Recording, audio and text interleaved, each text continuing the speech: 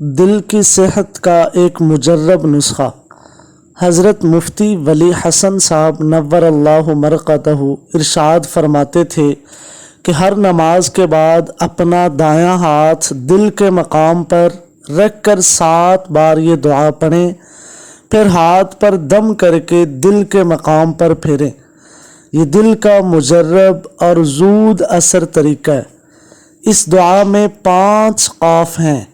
ہر قاف دل کے ایک وال کو قوت دیتا ہے، پس 5 وال جاری اور فعال رہتے ہیں۔ دعا یہ ہے: اللہم یا قوی القادر المقتدر قوینی وقلبی۔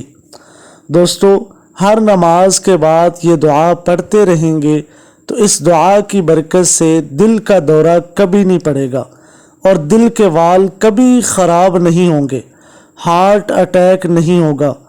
اور جس بھائی یا بہن کو دل کی کوئی بھی بیماری ہے وہ اس دعا کو پڑھنے کا معمول بنا لے، انشاءاللہ چند دنوں میں دل کی ہر قسم کی بیماری ختم ہو جائے گی۔ یہ آزمودہ عمل ہے، آپ بھی ایک مرتبہ آزما کے دیکھیں، انشاءاللہ ضرور فائدہ ہوگا۔